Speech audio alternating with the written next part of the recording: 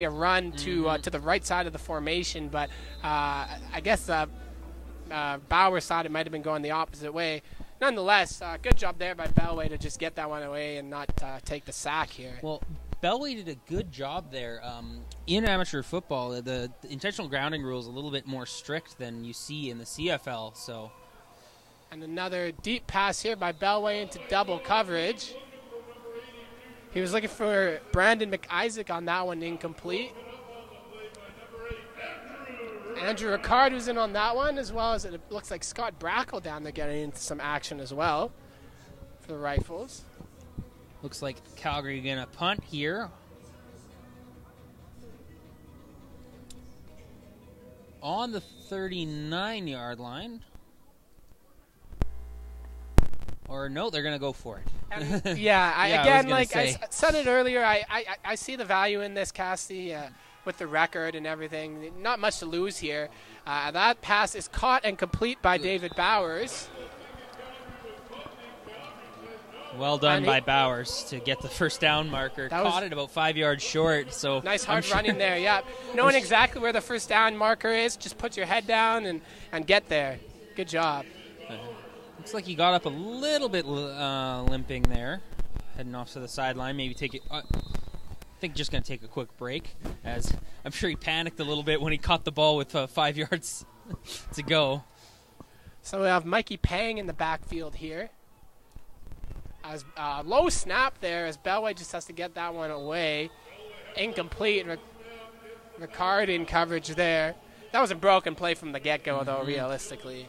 Couple broken plays already on this drive for the Colts, but have been able to grind it down inside the 30-yard line. Setting up here at the Rifles, looks to be about the 27-yard line. 2nd and 10 here, Bellway in the shotgun formation. 4 receivers to the wide side of the field. And that one, there was a couple. Again, miscommunication. It looked like there's a few receivers, but neither of them were in the zone that Bellway was looking there. And that pass, again, a Rifle was probably the closest one to that ball. I don't think a Rifle even had much of a chance to begin with to get to that one. Offense going to stay out here for the Colts. Saw them go for it on about the 13-yard line, so you'd have to think this is Rifles can't be surprised by this call. Yeah, again, you're going to see this all game long probably from Calgary. Back to pass here is Bellway again, and he's going to go end zone. Has a man, but just a little bit too far for the intended receiver. So looking again for Brandon McIsaac. So Rifles come out onto the field here. 6:47 left to go in the second quarter.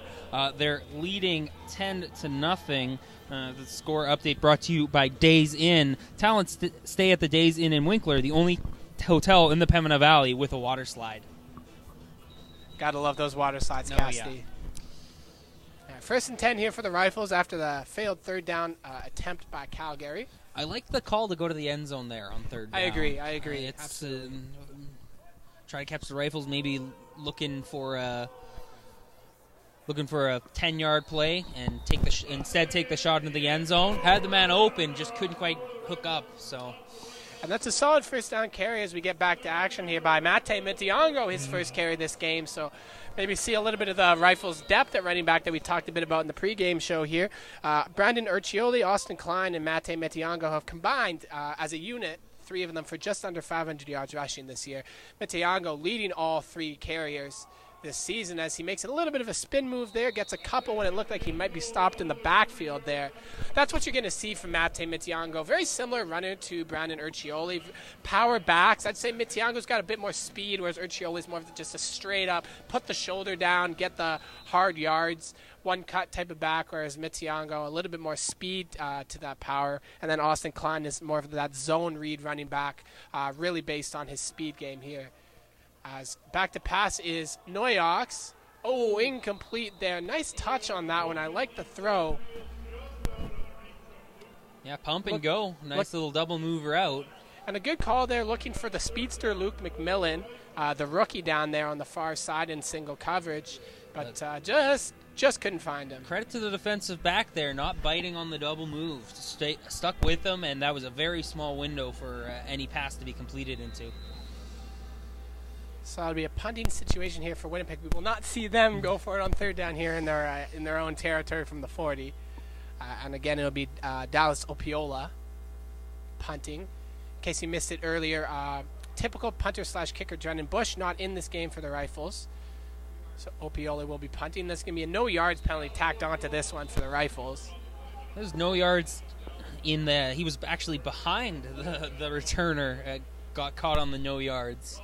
So a bit of a awkward punt there. Ball hit the ground, so it will be a 5 yards no yards penalty. 5 yard no yards penalty. You've seen a couple strange punts here earlier. There's one that whizzed back in the opposite direction as well. A little bit the surface a little harder with these cold temperatures probably doesn't help. So the ball be set up at the 49-yard line of Calgary here, 1st and 10. Again, we've got single back formations. Bowers behind Bellway here. 3 receivers to the wide side of the field. It's going to be a fake. Bellway looking outside there. The intended receiver on that play was number 11 for the Calgary Colts on that one. Looking for Dylan Pye on that one, but incomplete. Just he was open, I believe, on that play as well. Just couldn't get it. That's a tough throw to make the wide side out. So that'll set up Calgary here, 2nd and 10 from the 49. Again, it's going to be Bowers in the backfield here. Quad formation to the wide side. Passing situation all the way. Again, Bellway going deep here. And incomplete. And Winnipeg sniffing that one out in zone coverage. And again, there's just nobody open right now for Calgary. Good coverage by this Rifle secondary. So on their own side of half, Calgary's looking to be punting here. See, that's probably be a pattern. We'll see if they're in Rifles territory, they'll be going for it on 3rd down. But if they're in their own territory, they'll be punting. If I had to guess. Good assumption there, Kat. I absolutely agree. You don't want to, if you're in Winnipeg territory, sure, maybe not as harmful, but I don't think you want them setting up at, the 30 or 40. And nearly another block kick there for the Rifles as that one gets away. Taking that one is on Abuchi on a hop. He's got a little bit of room here. He cuts it inside. But a good job there by the Colts. There's going to be a no yards penalty tacked on to the end of that one. So that'll be a pretty solid field position again here for Winnipeg to start. Well, if you look, this is why you go for it, right? If you look at the net yardage at the end of that punt, you tack on they only changed about 20 yards there in field position. So what's the point, really? If you're only gonna get 20 yards, you might as well go for it. Yeah, in this case, it probably would have made more sense in that regard, but. Nonetheless, Winnipeg sets up here at their own 40-yard line. Single back here. It's a fake. Noyox going to pass that one out. That's going to be complete to the far side. 1st down here for the Rifles and still going for extra yardage. And that's... didn't quite catch the number. Who got that? That might have been the running back there. I'm not quite sure. No. Nonetheless, 1st down here for the Rifles. Good job there by Noyox. Again, feeling the pressure, stepping into the pocket and finding an open target there. Ball now at the just past midfield here for Winnipeg. 1st down. Nothing doing on that run play for Urcioli. This is the first time the Rifles have been over half in this 2nd quarter. So I think Calgary's defense stepping up here in the 2nd. Yeah, I got to give a shout out for sure to this Calgary defense. Really doing a good job. It's been paced by their front 4 that have gotten a couple sacks already and have gotten some solid pressure. And if it hasn't been for a couple tough penalties, I mean, Calgary certainly probably doesn't give up that touchdown either. As there's a crossing route, that one's going to be complete, and that's going to be a 1st down there.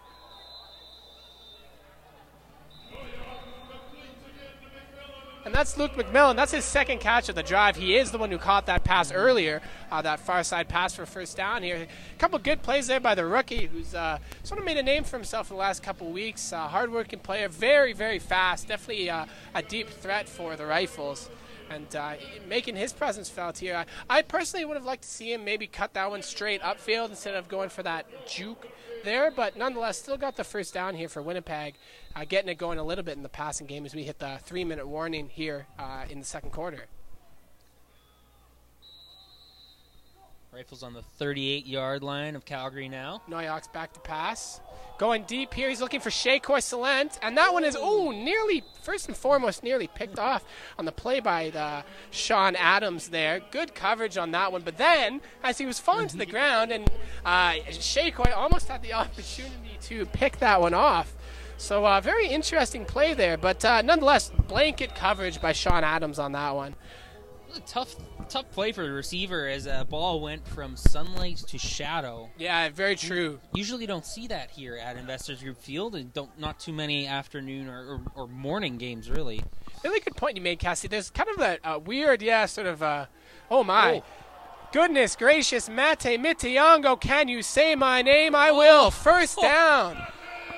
That was incredible. That's spectacular. There's a couple of things to analyze on this play. Let's start off with the fact that it was a little bit behind Mitiango, and probably was a fumble if he doesn't catch that ball. He catches it on the side of his hip, evades two defenders, and gets a first down. Took a big lick in the backfield, and then as he turns it upfield, he tiptoes down the sideline to get the first down. He needed that nice.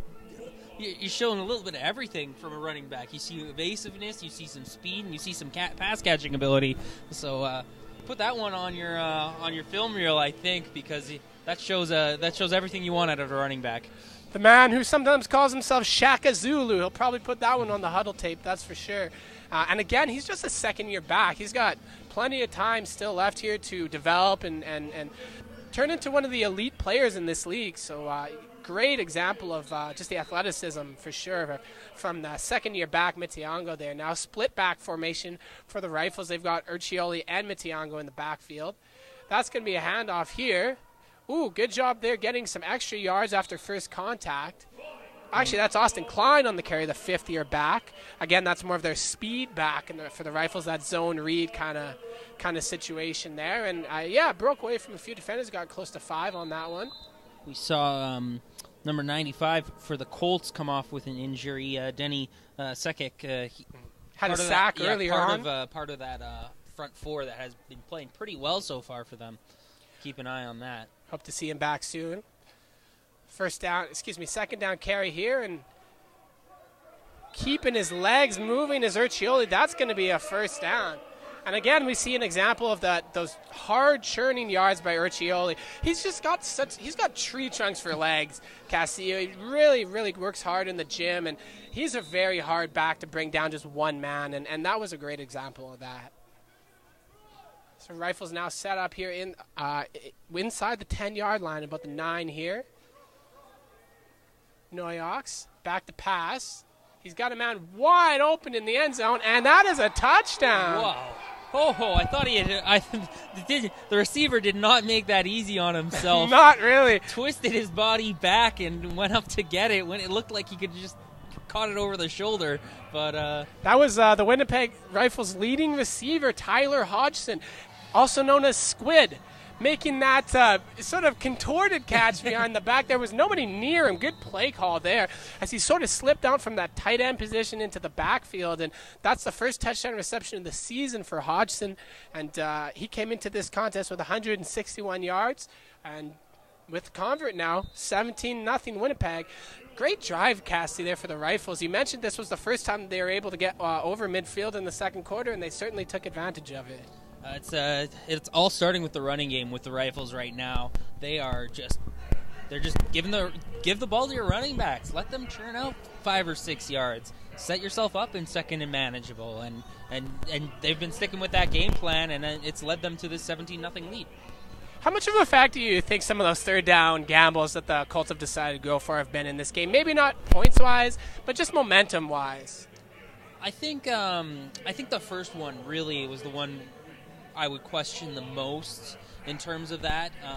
You're down. You're really close to the end zone in that case. You're down inside the 20-yard line. If you get the touchdown there, it's a big swing of momentum. Even if you get a field goal there, I feel like that's advantageous to you. I think when you're at your own 39, CJFL, you're probably not going to kick a field goal there. Punting really doesn't do much for you. You're already pretty deep into Rifles zone, so not sure. Oh, and that's we saw one of the Rifles players there, Keenan Onabuchi, tried to stop that one from going out of bounds, but that's going to give the ball to the Colts at the 40-yard line, I believe, as that one goes out of bounds. It's only going to be a 6-yard penalty, so. Good point. It doesn't end up being all that bad. But, yeah, that's Barrett Mueller kicking that one, and we really see the presence, or lack thereof, of Drennan Bush kicking on that one. So 17-0 the score here now for the Winnipeg Rifles, with 1:34 left here to go in the first half.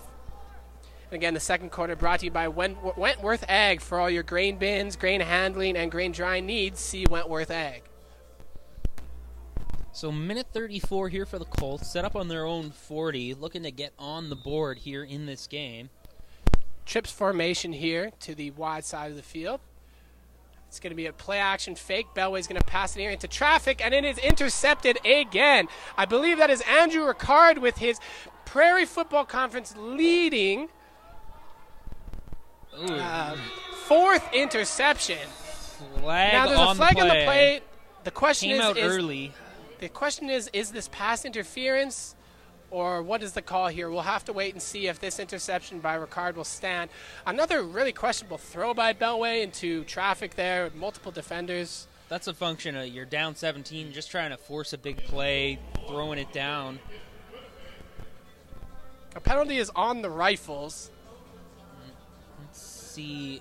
Might have been on the return. Yeah, it looked like it was an illegal block on the return, and it should still be Winnipeg ball.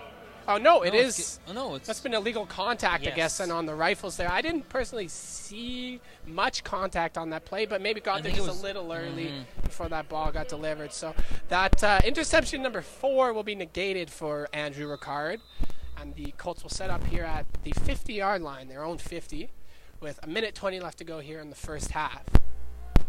You got Bellway. To his right in the backfield is David Bowers. It's going to be a handoff to Bowers, and there is nothing doing right up the middle there. Mike Hart was in on that tackle from the linebacker position there. I think it's been a pretty good half for David Bowers running the football. Obviously not the best on that play, but has busted off a few 10-plus yards runs, and you got to be happy when you're running back against this front seven to do that. Bowers now subbed out. We've got Tanaka and Mutano in the backfield here for the Colts on a passing situation. That one is caught. That is Bowers coming out of the backfield now, speaking of, to catch that one. First of all, good job there by Bowers to stay on his feet, but also Jake Richards in there. He missed the initial play. Tried to knock the ball down, didn't get there, but a good job of sticking with his man and preventing Bowers from getting enough for a first down there. So sort of a 50-50 deal on that one. 59 seconds to go. Probably clock dictating this decision to punt right at the 55-yard line. Back to receive. It appears as Keenan Onabuchi here for the Rifles.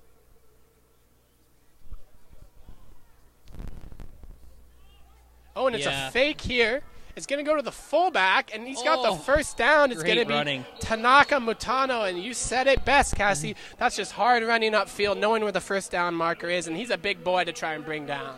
Yeah, you got to I'm surprised the Rifles didn't sniff that out. You would almost expect a fake there.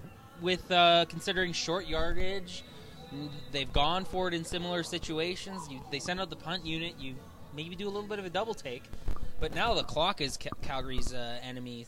Under 30 seconds to go now. And if you're the Rifles here, I mean, you got to – it's obvious what the Colts are going to do here. They're going to pass. And that's exactly what's going to happen. But Noah Wilson says no thank you. Second sack of the day for the product of Vincent Massey High School here in Winnipeg.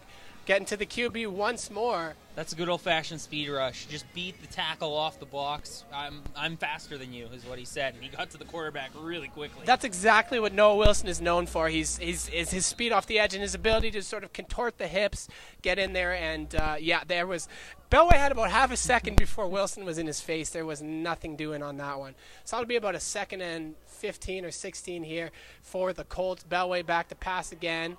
going deep, and that one's picked off for the second time by Keenan Onabuchi. Will be the last play of the game of the half as well. So that'll stand. There's no pass interference on that one. And yes, that will end the first half of play here. So we go into halftime with the Winnipeg Rifles leading the Calgary Colts 17-0. And Cassidy, I really think this has come down to discipline here in the first half. 2 interceptions thrown by Bellway and some costly penalties coming back to haunt the Colts in a game that they really haven't been out of by any stretch of the imagination. No, the Rifles really only had one drive in that second quarter. They moved the ball well in the first quarter, racked up that 10-0 lead.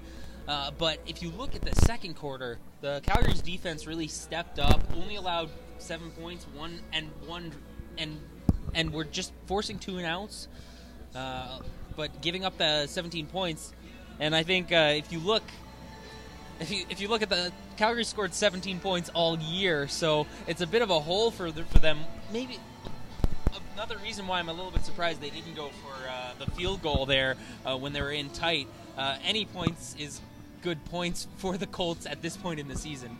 Definitely, you said it best. I mean, it's going to be tough to come back from a 17-0 hole here in the second half, but we'll see what happens here. We've got the Crunchers here on the field for the halftime show, which is brought to you by Manitoba Aerial Applicators. We're going to have Rifles defensive tackle Hayden Nellis coming up to join us in the booth here to talk a little bit about how he feels the defensive line has played this season, the defense as a whole, and just looking ahead to the next couple of weeks. So stay tuned for that here on Amateur Sports TV.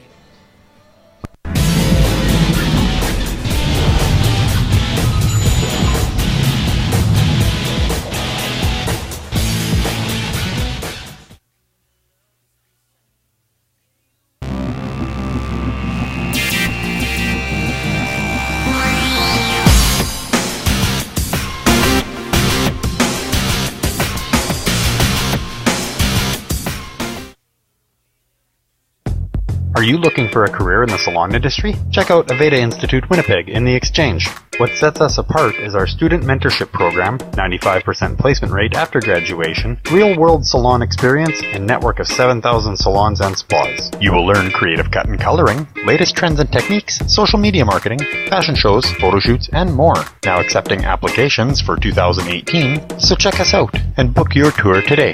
Aveda Institute Winnipeg. Hair school the way it should be. At Super 8 Winnipeg West, we have your comfort in mind, with free Wi-Fi and free daily Superstart breakfast. We also have guest laundry facilities, a state-of-the-art fitness center, and a jetted hot tub. Sleep well in a spacious guest room equipped with plush new bedding, a 50-inch flat-screen HD TV, microwave, mini refrigerator, and Keurig coffee maker. Or book a suite with a kitchen, ideal for extended stays. Super 8 Winnipeg West, located just inside the perimeter on Portage Avenue. Jungle.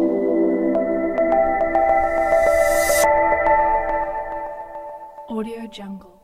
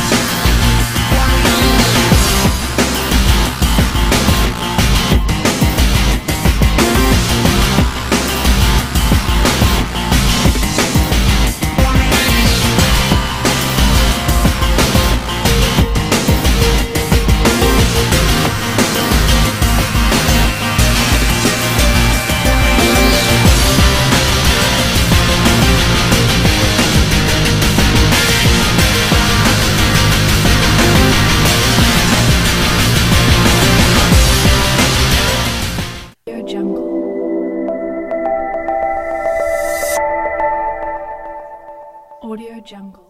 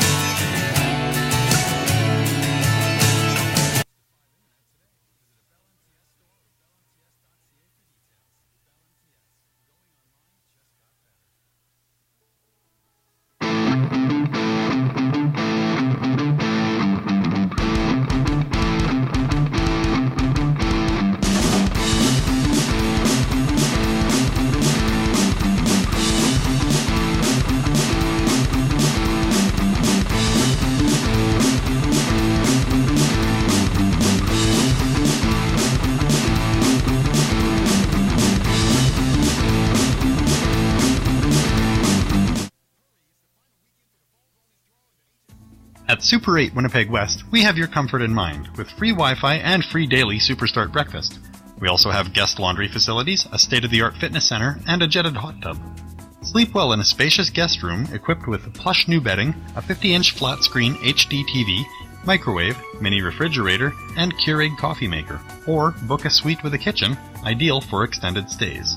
Super 8 Winnipeg West, located just inside the perimeter on Portage Avenue.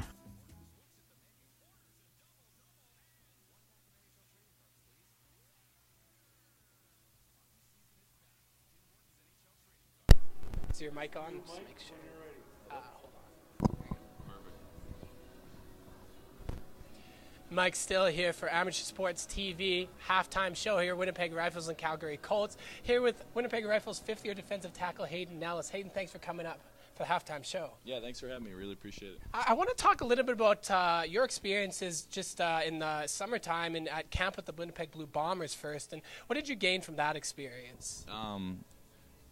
Gained so much knowledge, gained a lot of just insights to football. It's the best experience I've ever had in my life. I like to put it as it was football school, and it's just 30 days straight of learning, experiencing, and getting better. It was a great time, great experience. Certainly translated that to the field this year, where yourself 10 tackles and a sack this season, and the front four for the Rifles this year, among if not the best in the conference. You guys have been playing incredibly well all year. What's been the secret to the success for you guys? We actually. I'd like to say the whole D-line does really well. The whole front seven, actually, with Donovan, Sneesby, everyone pitches in. It's really nice. Me and Justin have played together now 3 years, so it's pretty much I know what he's doing, he knows what I'm doing. We're really helping out with that. And Noah Wilson coming back from a 2-year hiatus, really helping out the ends, mature, doing his job. Devin, young Devin from St. Paul's doing really well. Everyone's just kind of chipping in. It's going really well. Yeah, great you mentioned that. We talked about Noah already in this game. He's got a couple sacks so far. And took a student leadership position at the U of M and has been a big presence for sure. And certainly helps coming from Dakota, playing with a guy like Justin that you know already on that front four.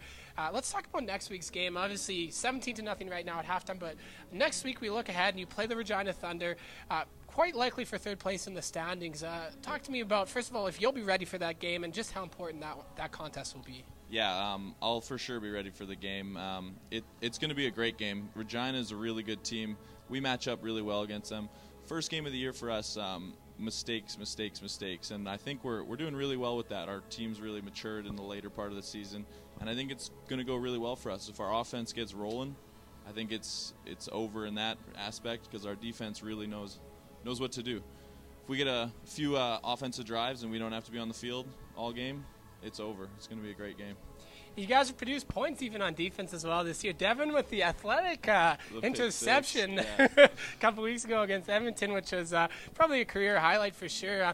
You mentioned having young Devin up there on that defensive line and a couple of other players as well. So talk to me a little bit about the leadership sense from you being a fifth-year guy on that front four. Yeah, we have Devin, Dalton, Riley, there's Daniel, there's Tristan. There's a lot of young guys on the team who are really, really looking good. And if they can just buy in and listen as much as possible and watch other people take mental reps, they're going to be really well off. Joke around with Devin a lot. The pick six he got, we were supposed to run a stunt, and I said, you know what, I'll go first this time. I'll see what happens. And then he gets that pick. Justin's already got 2 picks. I'm the only one without one, so it's getting pretty upsetting at this point. Yeah. We'll have to wait and see if you can get your share here at the end of the season. Hayden, thanks so much for being us here for halftime, and we'll be excited to see you back in the lineup next week for that critical game. Yeah, for sure. Really appreciate it. Pleasure. Yeah. Tune in here for the second half just momentarily. We'll be back.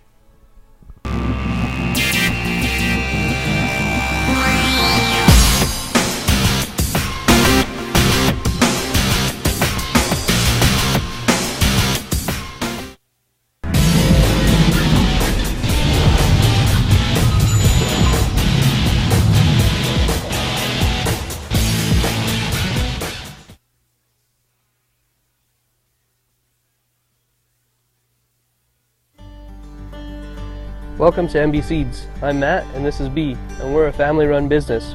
We've been operating since 2012, and we sell canola, soybeans, corn, wheat, barley, oats, and peas.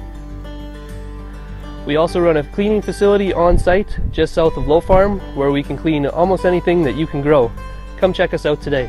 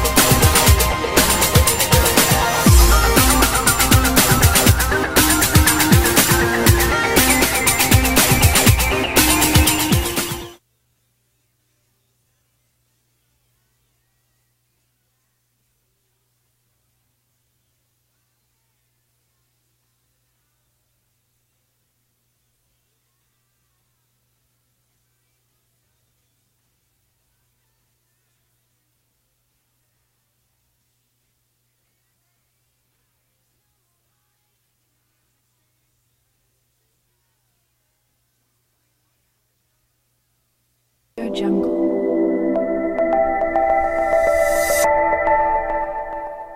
Audio Jungle.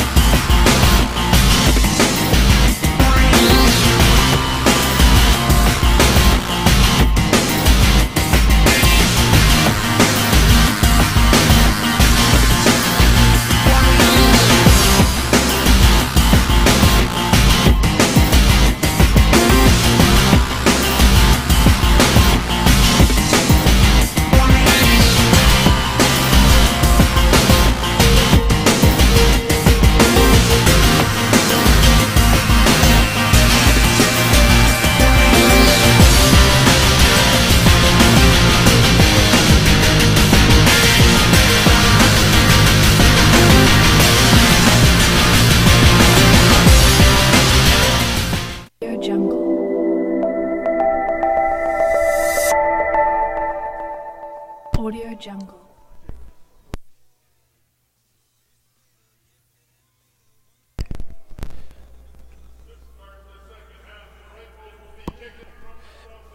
Mike Still, Cassie Dankocic. Back. Good Lord. Jeez Louise. I woke up on the wrong side of the bed this morning. Back for the second half here. Winnipeg Rifles, Calgary Colts. Winnipeg set to kick off here, and Cassie, pretty competitive first half despite the 17-0 score. Yeah, Calgary just needs to unlock some big offensive plays and start to pick things up. Squib kick here from the Rifles. Picked up by one of the returners who had a bit of room there, but that was quickly dissipated. And we are in the third quarter, and the third quarter is brought to you by Core Fitness. Watch for the upcoming fitness and training show coming to the network. I believe that's started already. Indeed. So keep an eye. I'm sure you can check that out on YouTube. Colts going to be set up here, 1st and 10 from their own 35-yard line. Cole Bellway going to go under center here. Haven't seen a lot of that in this game. Quads to the wide side of the field here. It's going to be a jet sweep. No, thank you. That's going nowhere on that one. Devin Turner snuffed that one out from the get-go. And that's going to set up Calgary here, second and long, second and about 15 here. And we've talked about Devin Turner a little bit, the rookie. Pick 6 already this year, has a sack, has shown his athleticism. And coming out of St. Paul's High School, obviously one of the top high schools in Manitoba and in Canada. So got some great coaching there and doing well as a rookie here. As Bellway going deep on second and long. And again, that pass just a little bit long for the intended receiver on the play there. But there's also a flag down in the vicinity of pass interference. Yeah, pass interference or illegal contact. Maybe on the side of the field away from where the ball was thrown. So I'm guessing illegal contact. Couple different flags there. Still second down here. Mm-hmm. So illegal contact is the call. So that's just going to bring this one up 10 yards, but it's not going to be a first down here for the Colts. 2nd and 5, as opposed to 3rd and 15, though. Obviously more advantageous for Bellway and the troops. Setting up here in the shotgun formation. Bowers to his right. Be a handoff to Bowers. It looked like he fumbled the ball there. He did, and that's going to be Rifles football. That's you're Calgary. That's something that just can't happen. That one was recovered, I believe, by the halfback on the play. I believe it was Jake Richardson who made the play there. I'm not sure which Rifles defender got his hand on the ball. It was an interior. It was one of the defensive linemen, I believe, but that was just a great play there. I wonder if I believe it was David Bowers with that. It didn't look like he ever had complete control of the ball off that handoff. So he might have been bobbling a bit when that hit came, and that's what maybe caused the fumble. So it's going to be a first down here for the Rifles now, setting up at the 38. Maybe a little bit of a miscommunication there as there's no one for the handoff. But, that's a play that should have been, a pass that should have been caught there for a touchdown for the Rifles. Surprised nobody caught that. As it looked like both defender and receiver probably wanting that play over again to take another shot at that ball. Good ball there by Riley Noyox. I think Brendan really should have had that one there. Kind of hung his quarterback out to dry a bit, but nonetheless, 2nd and 10 here. Urcioli going to motion up as an extra blocker here. Beating that one there is the linebacker for the Colts, though. Noyox looking there for Luke McMillan, it looks like, on that play. Actually looking on the play there for Thomas Goetz in coverage, making a nice play right on there. Flag is down on this play, and a Rifle has taken a knee. And that's Geitz again, former Calgary Dino in his second year with the Colts. Leads the team with 19 tackles this season. Yes, injured Rifle on the far side of the field. Incredibly hard to catch these numbers. Not the sure shadows are who very exactly harsh right now. That is. Tack on an offensive pass interference penalty on that one, too. Calgary declines it, forces 3rd down. See, with the incompletion, no need to take the penalty there for the Colts. The intended receiver was Eric Klein on that last passing play for the Rifles, but again, there's good coverage there by Geitz. Rifles choosing to punt from the Calgary 36. Low snap there, fielded. Opiola, that looked like it might have gone off the side of the foot there, and not the greatest kick in the world. That's going to bring the Colts all the way up to the 26-yard line, 26, 27-yard line here where they'll set up. So if you're Calgary defensively, you got to be happy there. Yeah. I mean, After the fumble, set up the Rifles in Calgary territory. So great job there by that, specifically the secondary from the Colts being able to hold there on a couple passing plays. Giving their offense another chance to set up here. And again, it's going to be Geitz in the shotgun. Quads to the wide side of the field. He throws to the short side. Oh, boy. And I believe that's Jake Richardson. And that Richardson was thinking touchdown, and that's probably the reason why he doesn't have an interception right now. That's probably, I got to be honest, and I don't want to throw Jake under the bus here too much, but that's got to be at least the third passing play this year where Richardson probably could have had a pick six, and he's thinking end zone before he had the ball in his hands. He's a tremendously aggressive tackler, plays the position with physicality at halfback, but those hands have let him down a couple times. Second down here for the Colts. And that time it's intercepted here. And that's going to be – there's no disputing that one for the Rifles.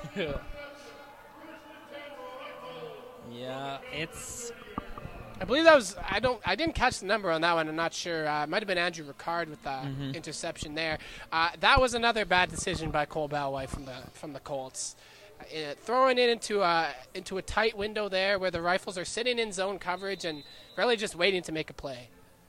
So you hold the Rifles off of the last turnover, and a couple plays later, they're back on the field offensively here, and that's got to be frustrating if you're this Colts defense that's done a pretty good job in this game. Run on first down. Gets about 7 yards. Going to be offside Calgary, again, as this D-line a little bit jumpy throughout the entirety of this game. You've seen plenty of orange handkerchiefs on the field in this contest so far, that's for sure. Interesting to see what Winnipeg decides to do here. Second and 3 or first and 5. I would probably go with the first and 5, Yeah. but obviously that'll be the jurisdiction. And it was actually Jake Richardson that did get the interception. So, a little bit of redemption for the man there. His first pick of the season. Yeah, you might have seen him take a little extra, like, I've got this ball now. Yeah, look that one in a little bit more than the first, for sure. Very similar situation to the first pass. It'll be a run play here as there's another flag down. At the line, it'll be offside or procedure likely. Looked like the Rifles got the first down anyways. It's going to be going against the Rifles, though. It's be a possibly illegal formation or a block in the back. One or the other. Oh, it's offside here on the Rifles. Looks like a receiver jumped the gun there. Ball back to the 30 here now. It's a little bit of back and forth here as both teams not doing a good job of staying behind where they should be staying. Certainly, we've seen a lot of penalties in this game on both sides of the field, and on both. And if you're Winnipeg, I mean, there's been some games this year where discipline has been a factor. Playing against the Regina Thunder, 6 turnovers, that certainly didn't help, including a couple near the red zone. Playing against the Huskies, some costly penalties, a lot of costly penalties actually against the Edmonton Huskies last week, cost them as well as some turnovers. So discipline continues to be a little bit of a factor even here for the Rifles. Jordy Wilson obviously not going to be a fan in the amount of penalty yardage his team has taken in this game so far. But you got to give a shout out to this Rifles defense, though. I mean, they've done really everything they can so far in this game. There's that, I believe, 3 interceptions, a fumble recovery, and a couple of failed third down converts from the Colts. So the defense has done their job for sure. As Noyox had absolutely nowhere to go there. We've got a couple flags on the play here. I think it looked like Calgary was offsides yet again. As I was wondering how the defender got in there that quickly. Yeah. Bringing a defensive back on a blitz, and those DBs, when they get a chance to blitz, they are jumpy. Yeah, we've seen that a couple times for sure in this one. And just as you said, it is, in fact, the boundary half. Thomas Geitz trying to come in on that halfback blitz and didn't time it very well. No. As So the ball is just bouncing in between the 25 and the 30. That'll be now another 1st and 5 here for the Rifles, ball at the 25-yard line. Empty backfield here for Noyox. He's going to throw. Single coverage, and ooh, that's one where, again, I think the receiver should have had that ball. Noyax took a big lick there. As we see, the 50 receiver Griffin Schillingford did not get the start today. Rookie Shea Salent started for the Rifles, but Schillingford in there and should have had that one off his fingertips. But like you said, Cassie, Noyax is taking some big hits in this game, and that was another one there. So 2nd and 5. Finally now getting here. to a second down here. Again, empty backfield as Urcioli to block. Noyox looked like he was trying to find a man. Oh, great interception. He What double a catch. pumped it, and then it gets picked off. That one, a bit of a questionable decision there by Noyox as he, for some reason, double pumped one. I don't think he necessarily needed to. Looked like he was just trying to get rid of that ball, put it where no one could catch it. But Jonas Hanoi, or Haney, I believe is how you say that. Number 40. Oh, yes, yeah. Jonas Haney with the Will linebacker with a great diving interception there for Calgary. Looked like a possession receiver there, not a linebacker. Tremendous hands, absolutely. Yeah. Maybe triumph for receiver here next season or something like that. Good job there, just staying in the zone and reading that play and gives the Colts the ball back. And that's a second example now where the Rifles have gotten a turnover on D and been able to do nothing with it offensively. So the Colts take over here. Well, the Colts, they brought pressure. They outnumbered their pressure. There were more rushers than there were blockers, and that kind of forced that bad throw. So some smart, a good play to blitz there from the Calgary coaching staff. A nice defensive play call, forcing the interception there. So Calgary here now, not much on that first down carry there. Again, it was Bowers. So 2nd and about 9 here. Bowers again to the right of Bellway. Throwing and incomplete there.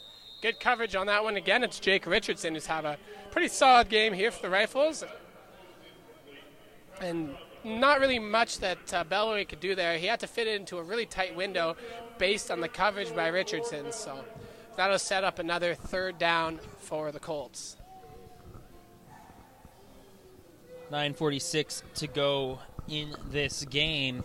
I do not see. I do believe Denny Sekic, I should say, is out of this game right now. I do not see him. I haven't seen him in the second half.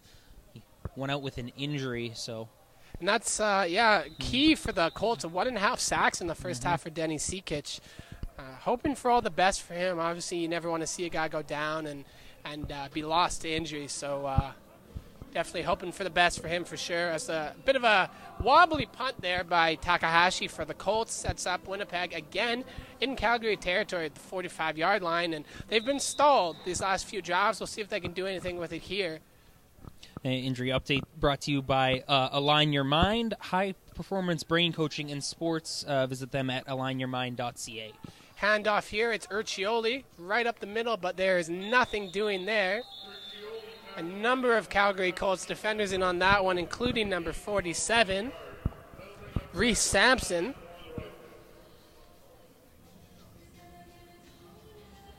So that'll set up a 2nd and long here for the Rifles. Playbook really wide open here again on 2nd and 10. We've seen quite a few play-action passes here by Noyox, but again, he's had quite a bit of pressure in his face. He mentioned it. And Cassie, the Colts have gone with a couple blitz packages in this game, and they've had some success getting to Noyox. It's back to pass here. Going deep. He's got a man, and again, just a little bit overthrown. 2 penalties on this play. One, I think the Colts were offsides again. Speaking of. And number 10 for the Colts is emphatically might have picked up a unnecessary roughness penalty. He's pleading his case, but usually players don't win that argument. Getting there a little late was Tashinga Chikinyora. And there's also an offside on the Colts. So, again, penalties playing a factor here. And otherwise, this Colts defense has been pretty stout. But it's penalties. Penalties continuing to haunt them here. And That's going to be another significant chunk of yardage. Never mind the offside. That unnecessary roughness, another 15 yards. That's just free yardage for the Rifles. That's got to be the third unnecessary roughness penalty that's been critical for the Colts in this game, as Winnipeg now sets up at the 25-yard line, split backs here. And it's going to be a handoff right up the middle. Mate Mitiango gaining close to 5 on that one. 8:12 to go here in the third quarter. Third quarter brought to you by Core Fitness. Watch out for the upcoming fitness and training show coming to the network. Or currently on the network. Excuse me, it is September. Getting my days all mixed up here. Oh, and again, Noyox with pressure in his face, and he's going to go down on that one. Not fooled by the play action. He went straight to the quarterback. That was Thomas Geitz, and we've said his name quite a bit in this game, a couple times on the negative side for some offside. This time, timed his halfback blitz about as good as you can there, and was in the backfield before Riley Noyox could say hot, really. Yeah, and got there for his first sack of the season. I think when you're designing that play, if the halfback blitz comes, you got to hope that he bites on the play action, and he did not bite. He very smartly done to focus on the ball. So we have a field goal attempt coming up here. And Noyox didn't even really have a hot route. There's a botched snap, and that's gonna almost complete there. Had a receiver open on that one. There's a lot of green in front of him too. But, that was Troy Wilson, the holder that was forced to play quarterback on that one, and the Rifles for a third consecutive drive in the third quarter, setting up in Calgary Colts territory here and coming away with no points. Yeah, Calgary needs to start taking advantages of these mistakes. Rifles are leaving them in this game, opening the door for them, and they're just not able to take advantage. We've got Bellway here getting shotgun. Once again, he's got Bowers behind him. This pass is complete, but nowhere to go on that one. There might be a late. There is going to be a late flag there on Andrew Ricard. There was no need to suplex the receiver down to the ground on that one. Whistle had already gone well. Yeah, way past. Logan, gust of wind here. Heavy gust of wind in the broadcast booth just now. Apologies. Logan Young with that reception. Ricard had him, he held up, stalled, nowhere to go, and then he just slammed him really for no reason. But that's discipline. We talked about it earlier on, and penalties that the Rifles really don't need to be taking here, and that's another example of one. As Calgary moves up here now to the 45-yard line, 1st and 10. Shotgun formation, no one in the backfield for Bellway, and that one, risky business, and it's incomplete. Good coverage there by, I believe that was Troy Wilson with the coverage there. Not sure what's going on with those routes. Looked like all three receivers on that side just ran a 10-yard curl route, and I'm not sure. You'd think one of them would push back the DBs, but every single one of them just stopped at the 10-yard line and turned around. You're not really helping your quarterback out much if you do 3 dig routes there. There's really not a lot of variety, as you just said. And we've seen that a couple times in this game, Cassie, where receivers seem to be in the same vicinity as that deep ball is intercepted. Cole Bellway looking deep there for Brandon McIsaac. The seam routes, he's just It's Keenan Onabuchi with his third interception. Cassidy with that one, he's currently tied now with Andrew Ricard for the conference lead in one game off of 2 picks. Yeah, Cole Bellway, those seam routes has just been he's been missing them the wrong way. He's been missing them to the middle where the safety has just been waiting to make that interception, and he's been missing that way all game. He needs to start playing a little safer when you throw those seam routes. Keenan Onabuchi's been having a field day at safety. He hasn't really had to do much aside from just play his duty there and grab the ball, which is what he's been doing. So Rifles take the ball over here. First down carry there. At the very least, Colts have not. Neither team's been able to get much going kicking. It's almost better to throw a deep interception than to punt the ball today. I wonder if that was in the coach's playbook coming into this one. Good old arm punt. So that'll be about 2nd and 8 here for the Rifles. Empty backfield for Noyox. That pass is complete, and that's going to be a first down. Oof. Good job there. Dallas Opiola catching that one and immediately going upfield there for a first down for the Rifles. The catching process kind of brought him back over the first down line, so smart enough to realize where he was on the field and turn up quickly to make sure he got a fresh set of downs for the Rifles. So now 1st and 10 for the Winnipeg Rifles, ball at the 46-yard line. Noyoks under center. That's going to be a handoff to Urcioli right up the middle, and there are multiple Colts defenders in to stuff that run play. Rifles play calling since the end of the first quarter seems to have just been really conservative, and they're happy to just run it on first down, throw a little 8-yard pass, and only really getting a little bit deeper once they cross over half, we've seen. So probably a bit of a game plan to just make sure you don't mess this game up by throwing anything too risky out there. I wonder if it's a lack of respect for this Colts offense, too, knowing that the defense is coming here and really just sort of shut the door on them all game as Noyoks back to pass. That one's incomplete down there on the far sideline. Let's summarize real quick here what we've got for turnovers in this game. So we've got Keenan Onabuchi's got 2. Jake Richardson got 1. So that's 3 interceptions. We've got a fumble recovery, 4 turnovers, 2, I believe, or 3. 2 or 3 failed third down attempts. So that's going to be at least 6, possibly 7 turnovers by the Rifles defense. So they've certainly, I believe, head coach Jordan Wilson entrusting his defense quite well in this game to make a play here as the Rifles going to punt. That's Opiola with another sort of end-over-end kick that does not go very far. Fielded there, out of bounds. There's going to be a no yards tacked onto the end of that one. And another late flag coming out here. It's going to be, I would have to assume, on somebody from Calgary based on one of their players threw their hands in the air. I'm not quite sure what the call is going to be. Number 10.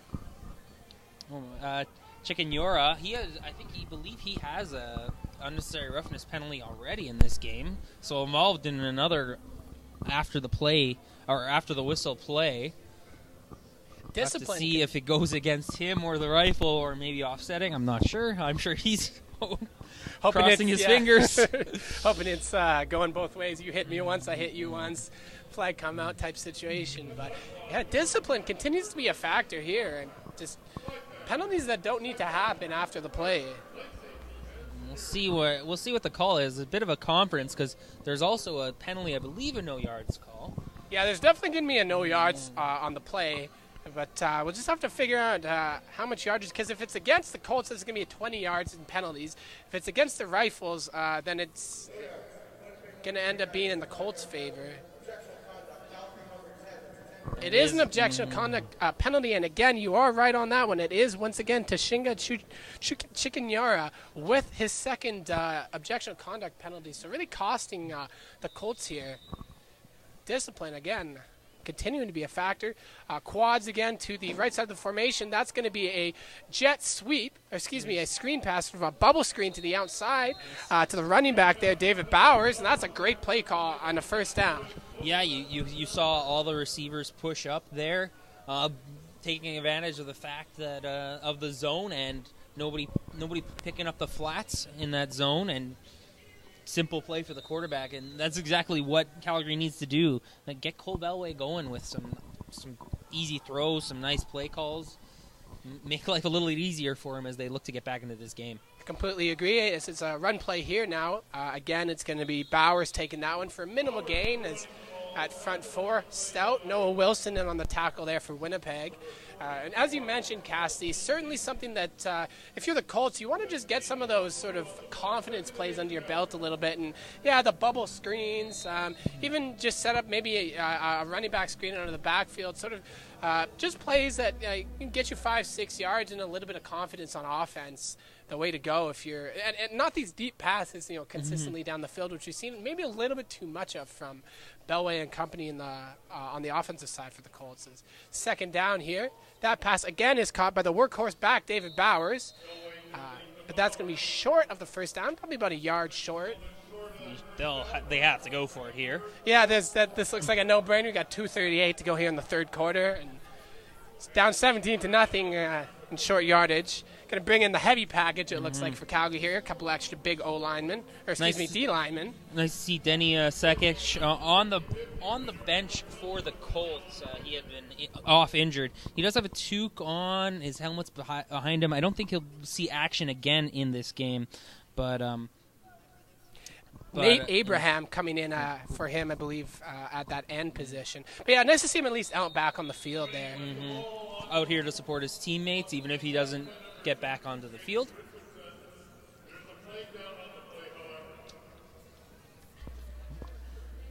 And again, that injury report brought to you by Align Your Mind, the Align Your Mind, high-performance brain coaching in sports. Visit alignyourmind.ca. And that'll be a first down for the Colts. Good job by Jake Richardson stepping up from his halfback position, but Calgary only needed a yard there, so that's going to move the chains here. 2 minutes to go here in this third quarter. The third quarter brought to you by Core Fitness. We have on YouTube our The Fitness Show, so check that out once you're done watching this game.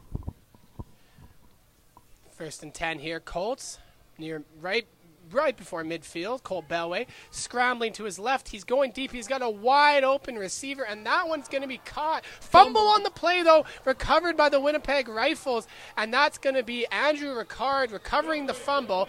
Keenan Onabuchi forcing the fumble, and another late flag.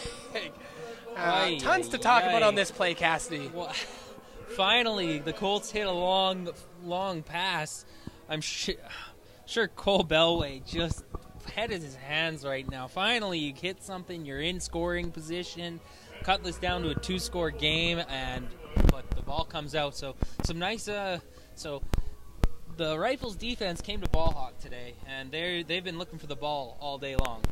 And it's been all sorts of different types of turnovers. We saw multiple interceptions. We've seen forced fumbles, another forced fumble there. So and obviously third downs that have been stalled as well. 7 turnovers that the Rifles defense has created in this game, and yeah, they've just Jordy Wilson putting confidence in his defense, and a great job here in this game. As the Rifles set up at the 5 after, I believe, an objectionable conduct penalty. Illegal block penalty on the defense needs to get some blocking practice. They're getting it in this game. They've had a couple illegal block penalties. Because they're not used to blocking that often. I believe this is probably a career high 3 interceptions on the day for the Rifles. So, yeah, not used to turning into the offensive player on that one. Great passing play there for the Rifles, sets them up. First down here at the 20. Another flag on the play. It's going to be an offside, I believe. On the Colts again. It's got to be at least 5 or 6 offsides. I think Calgary. 4 just in this quarter. They've been antsy this quarter.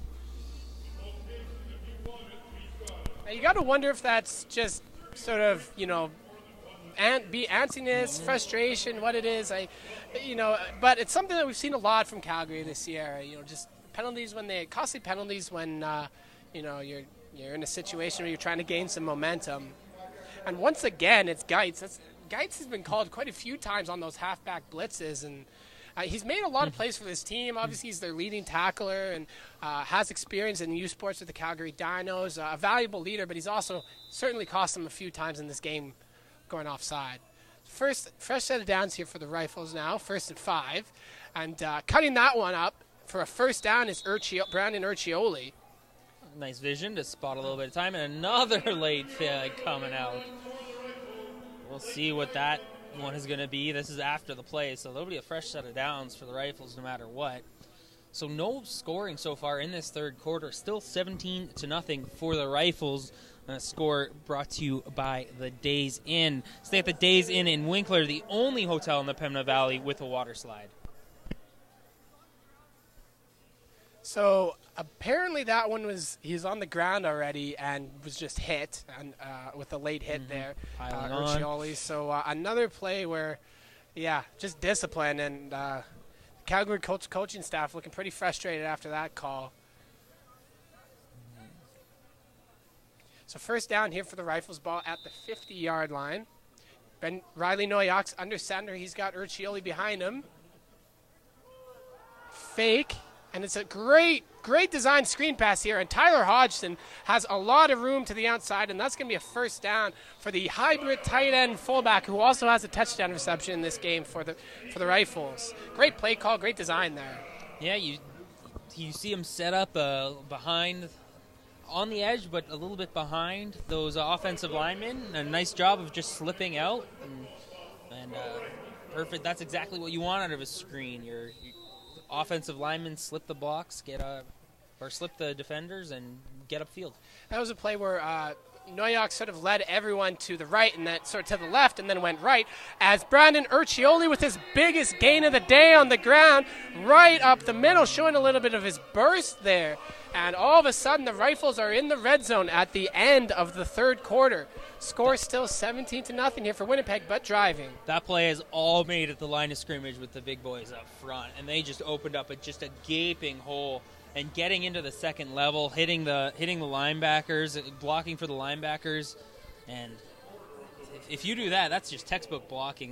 That's just saying our front is better than your front. Got to give a shout out to the Rifles offensive line for that. Left tackle Cole Dimitrov, left guard Kenneth Whitaker, center Brody Jones, right guard Spencer Philemon, right tackle Jaden Lakey. All 5 of these players started last season for the Rifles.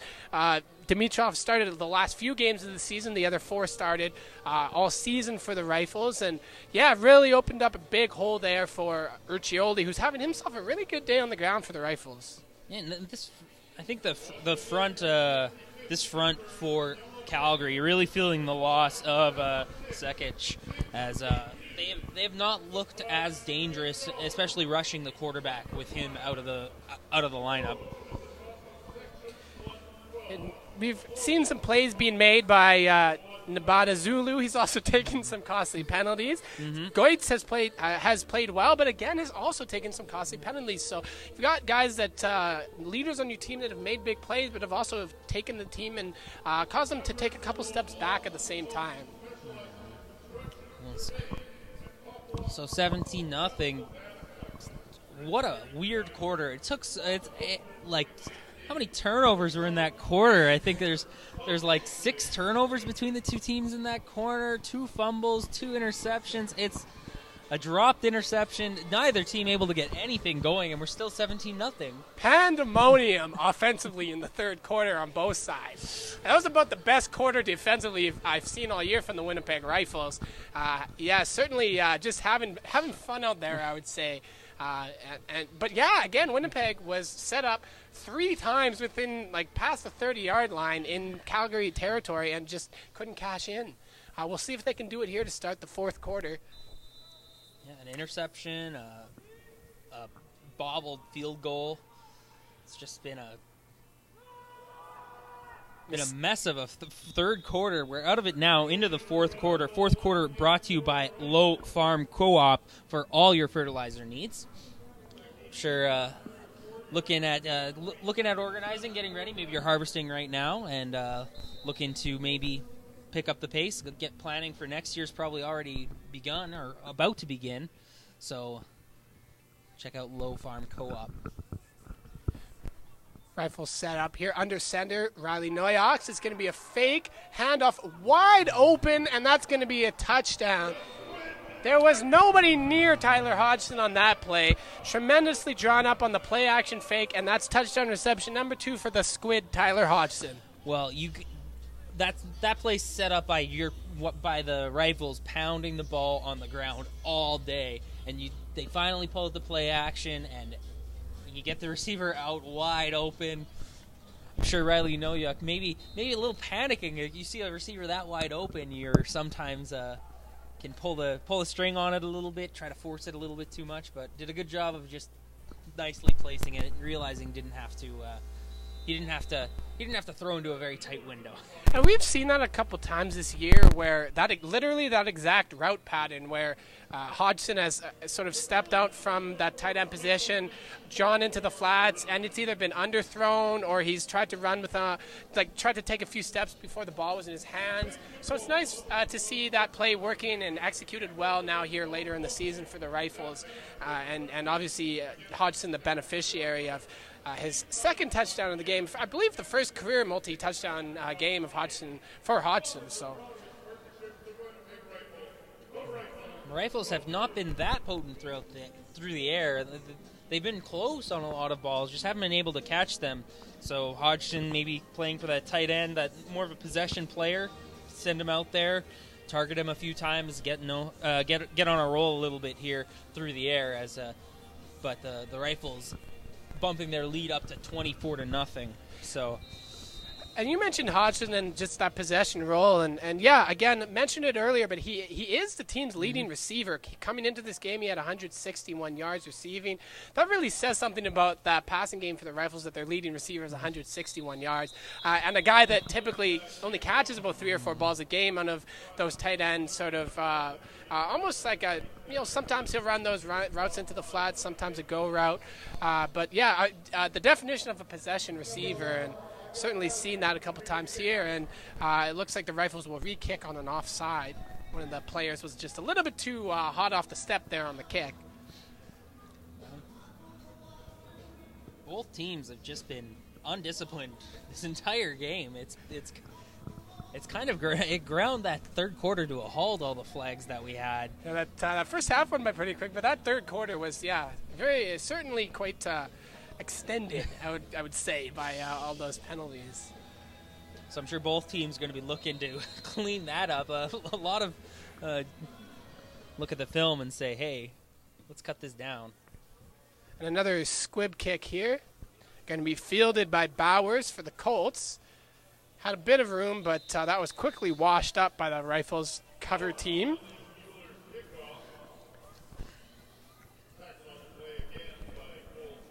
Cole Sneesby was the one in on the tackle for the Rifles on that one.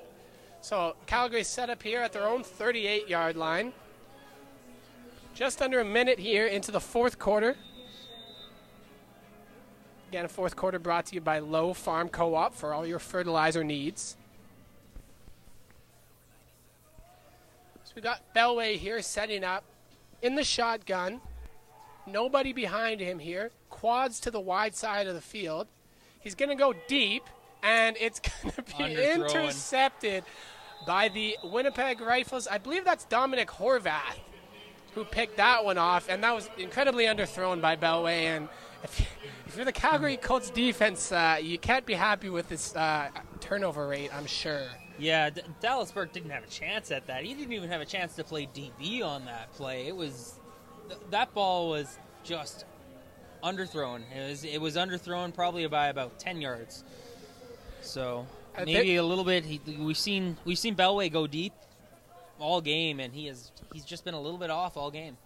Yeah, I don't know if it's a chemistry thing or if it's just been an issue with the arm strength, but one way or the other, there has been an issue with accuracy, that's for sure. Speaking of accuracy, Noyox looking for his brother Brendan there, and that one was a little bit too much mustard on that one and goes incomplete. Noyox has when he's at a few receivers at the 5 to 7 yard range, and he's just zipped the ball over them. So maybe a little bit too excited, maybe a little bit, maybe the release point a little bit too high. I'm not sure, but something to work on for Noyox. Certainly. 2nd and 10 here. Urcioli in to block. Plenty of time for Noyox going deep. That should be pass interference. It is, but it's still caught. Can you say touchdown? Wow. Brendan Noyox making up for that last play. Wow, how on earth did he catch that ball with? There was going to be pass interference anyway. The DB had his hand inside of the bread basket, and somehow Noyox said, I'll take that, thank you very much. Grabbed it and made the house call. Oh, that is... The ball, throw it up, man. That is great. Running a bit of a corner route and just... I think the pass might have been a touch underthrown, but good enough to force the pass interference, but that didn't even matter. Just took it away. That's wanting the ball more. That's just wanting the ball more. Unbelievable play by Brendan Noyox. That's a fifth-year receiver right there. Somebody that's just using his physicality, his size on that play, and it helps to have a brother out there that you can trust. That's for sure. Just put it up there, and they've been tossing balls to each other since they were, probably 3-4 years old. So That's a situation where it certainly helps to have the older brother on your side. And Well, not only to make the catch, but to keep your balance and go forward. That was to battle for the ball, win the battle for the ball, keep your balance, and turn around and outrun people into the end zone. That's probably the most impressive play we've seen all day. I would absolutely agree with you on that. That was a single-man effort there. I mean, certainly Riley had to produce a well-placed ball there, but that's all Brendan just coming up with the rest of that one. And passing touchdown number 3 on the day for Riley Noyox. That's going to be a high for him this season. And Brendan, I believe that's his second receiving touchdown this year. So we've seen at times Brendan Noyox. We've mentioned Tyler Hodgson already. Luke McMillan is a guy that's made a couple plays in the receiving core as well. So obviously we've been talking a lot about the running game, but receivers have stepped up at times here for the Rifles as that kick is booted away. Mishandled there by the returner for the Colts. Trying to make a couple moves. The late flag again coming down. That was Dylan Pye that fielded that one. Injured Colt down as well. I believe it is Dylan, the returner there. Coming up limping. 31-0 now for the Rifles. So they'll be pushing their lead a little bit. It looks to be a flag that's going to dock the Colts back even further as well. So we talk about discipline, and there's another one right there. Another penalty to bring Calgary back as Dylan Pye still getting looked at, and he's going to come up now off the ground and get helped off the field here. Hopefully he's okay. And that injury timeout, again, brought to you by the Align Your Mind, high-performance brain coaching in sports. Visit alignyourmind.ca. Calgary's set up here at their own 10-yard line after the penalty on the kickoff. Just waiting here for Pye to get off the field here. Nice to see him walk off under his own power. First and 10. Bellway in the shotgun formation here with Bowers behind him, and that's going to be a little bit of a screen. Incomplete. He was looking there for Tanaka Matano, the fullback. Just a bit overthrown, had pressure in his face there. Cassidy, we talked about this, I think, before we went on the air. There isn't a backup quarterback on the Calgary Colts roster, and if you're in a situation where your starting Q is, maybe put up some balls that have cost his team, it might be a situation where usually you'd bring a backup in at this point in time. Let him work through any issues that he's got, I guess. Second down here. Bellway back to pass, and that one, nearly caught on the play by Dallas Burke, but that one falls just incomplete. T. Willie Troy Wilson on the coverage there.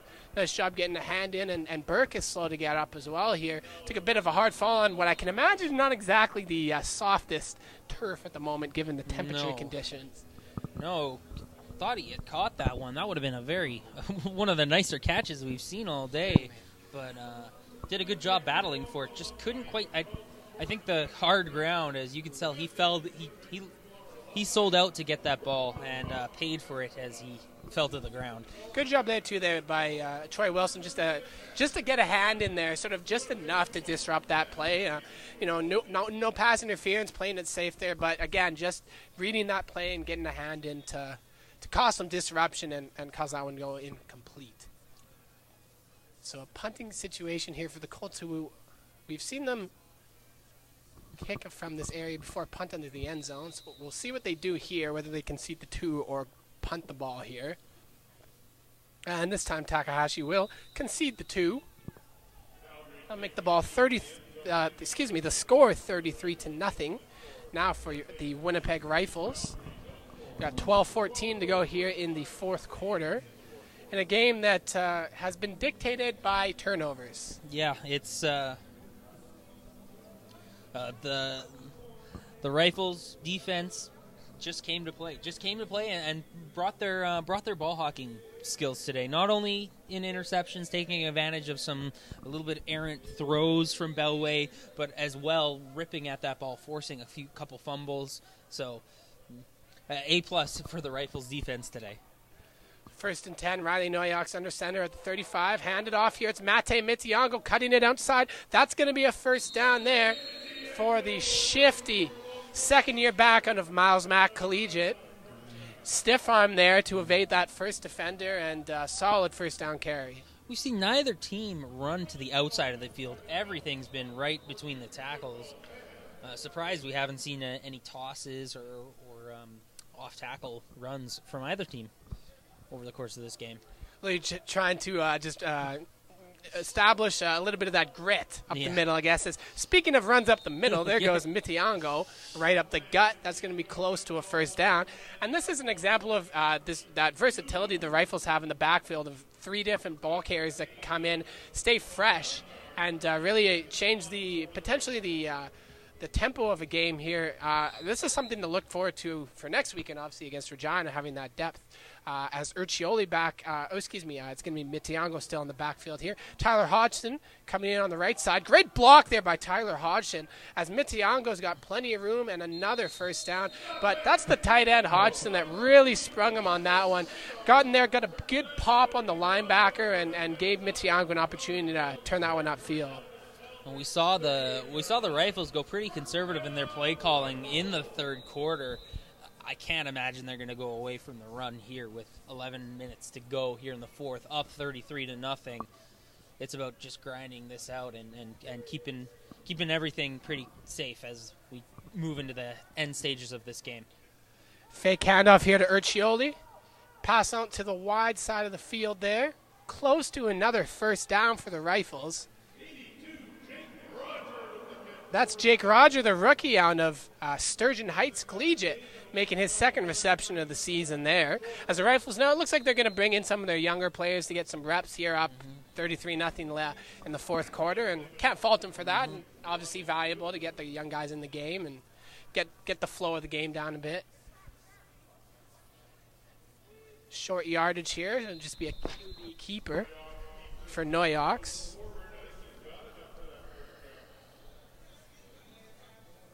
Yeah, it's about managing the game now with this lead. Game not really in doubt anymore, so Rifles just looking to close this game out. 10 minutes exactly to go now. I think the key here is just to avoid injury, really. I mean, you don't want to lose one of your starters or somebody in a game where you had it, completely, really in the fourth quarter. I would say almost on a reach, really, in the fourth quarter. So you want to play it safe, be smart, and I wouldn't be surprised to see Kyle Logan maybe get some reps here for the Rifles at quarterback later on in this contest. So actually, a good job there by the Colts defense to stifle the Rifles on that second and short situation, setting up a third down and short. Maybe about 3rd and inches here to go here. It has not gotten warmer as the day has gone on. It certainly has not, Cassie. In fact, we are seeing more of the field now covered up by the shade, as that will be a first down here for Riley Noyox. The Noyox family, this has been talked about tons of different people in the media and in the city of Winnipeg. But quite the football family. Obviously, Scotty Noyox, the oldest family member, had a very accomplished career. And now Brendan, the middle brother, and Riley, the youngest, getting the opportunity to show their stuff here for the Winnipeg Rifles. Another D lineman for the Colts comes up limping. Devin Southwell, I believe that's the D tackle coming off here. Limping a little bit on that left foot. Might have been stepped on in the pile on that scramble or something like that. Walking off under his own power, but very pronounced limp. Hope he's okay. As that D-line for Calgary has been by far, I think, their best position group out of any of them today. Certainly. Absolutely. And I talked to Calgary Colts defensive backs coach Luke Catelier before this contest, and he said that this is a defense that makes plays. That front four is strong. Their secondary makes plays. It's just that as the game goes on, we've seen a couple different injuries already. They sort of get worn down a little bit, and not necessarily trying to throw their offense under the bus, but the defense does get on the field a lot, and that does wear them down as the game goes along. And so we're sort of seeing that here with multiple injuries late in this game, and already without Denny Sekic, who was lost in the first half. So. Well, this game was 17-0 for a very long time, and that was on the strength of the Colts defense. And if you even look back to the first half, they could have easily forced a as Winnipeg gets dinged here for unnecessary roughness. Spencer Philman taking a tough penalty there. But I think this defense, the defensive front has been playing well all game. As the game has gone by, you see a little bit more of passing plays, some big plays out of that. But I think the front four have been playing well all game for the Colts. Back to passes. Noyox, interesting to see him go for a deep pass here. Score the way it is and the time left in this game. There was second in about 30, so second in 20, 25. So not exactly. Thinking maybe a draw play or something like that. Yeah, maybe maybe take the linebacking core by surprise or something. Nonetheless, it was an incomplete pass there. Not many plays in the playbook Not for really. second and 25. Cassidy, interestingly enough, I find this game, the way it's going, is kind of similar to the way that the Rifles played against the Saskatoon Hilltops a few weeks back when we called that game, where the Rifles D-line specifically did a really good job of limiting a strong Hilltops run game, but just a lot of costly penalties and turnovers affected them in that contest. So we're sort of seeing it the opposite way today. Yeah, and it was just it was a tough game for the Rifles then, and I think it's a tough game for the Colts. It just can't get any momentum going, and you've seen them the first half they had a little bit of something going, but ever since about midway through the second quarter, they have just gotten nothing done on offense. Yeah, it's been tough to move the ball, and it's tough when you're in situations where they've had decent gains running the ball. I thought Bowers has played pretty well. He's also made some plays coming out of the backfield, but it's Bellway and those deep balls just really hasn't hit any sort of chemistry with his receivers in this contest. And I mean, the Rifles also have a really strong secondary, so that'll play into it a little bit too. As Bellway rolling out here, looking for was that looked like that might have almost been caught, but it falls incomplete there.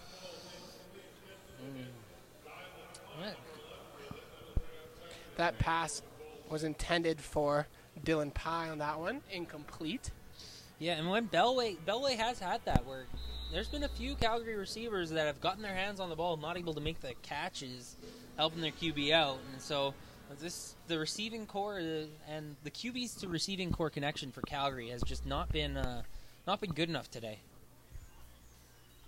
Second down here for the Colts, and that's going to be another sack for this Winnipeg Rifles defense, and that's Noah Wilson. Make it 3 for the fifth-year DN, having himself a day here for Winnipeg. Just more speed, you can't stop his speed off the end, and he's dialed up a couple of those, especially on these passing downs where he knows that he really doesn't have a run stopping responsibility. He'll just get around the edge. He can take the angle on a tackle and really victimize him. So again, Calgary set up to punt here from their own 5-yard line. And yeah, again, that front four from the Rifles, as you mentioned, Cassie, just having a tremendous day. Well, the whole defense, really. But as that one is fielded by Keenan Onabuchi, he's going to cut it outside. He's got a little bit of room here. He's got a lot of room. That's going to come back as Onabuchi's going to... he's going to score here, stiff arm at the end. But what's all for naught is there's going to be a block in the back that's going to bring this one back. But what a day for Keenan Onabuchi, though. A couple interceptions and a huge punt return that's going to get called back. But still got to love the fight. Got to love the athleticism there and just the vision to sort of see that hole open up and go for it. Yeah, it was a pretty obvious illegal block there. I think pretty much everyone in the stadium knew that this one was going to be coming back.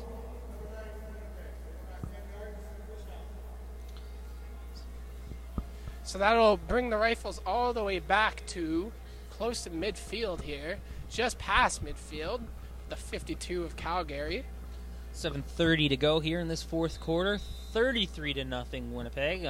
Last score in this game was a safety conceded on third down by the Colts.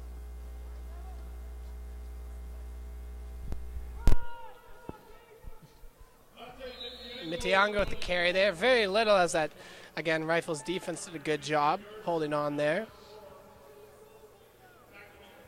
I'd like to give a quick shout out to some of the major sponsors for the Winnipeg Rifles: the Winnipeg Football Club, Winnipeg Blue Bombers alumni, Pinnacle Staffing, Wellington Altus Private Wealth, Elite Performance, and Home Run Sports. As here we go, 2nd down and 10 for the Rifles. Noyox looking deep here, and that one is caught. Wow, what a catch. Is that Griffin Schillingford with his first catch of the day? And 2 veteran Rifles receivers, Brendan Noyox and Griffin Schillingford, both coming up with huge receptions in the 4th quarter here for their quarterback, as another Calgary Colt is injured on this play. Yeah, just the defense for the Colts is just, they've been out here pretty much all day, and the Rifles have been pretty much just running it right down their throats. Basically, regardless of any success, they really haven't had that much success on the ground, but they're like in terms of busting big runs, but they've been getting those 5-yard runs, and that's punishing for everybody. Even the DBs get involved in those 5-yard runs and crashing into there. So, not really quite sure what the injury may have been there. Both players went up for that ball. It might have been on the coming down, might have landed weird on the knee or the leg. Looks like an arm injury. Yeah. Or an elbow issue, maybe. Yeah, it definitely looks like that right arm potentially. Maybe even a hand issue, like right on the wrist. We're looking at. I'm sure the temperatures don't help with that one. Yeah.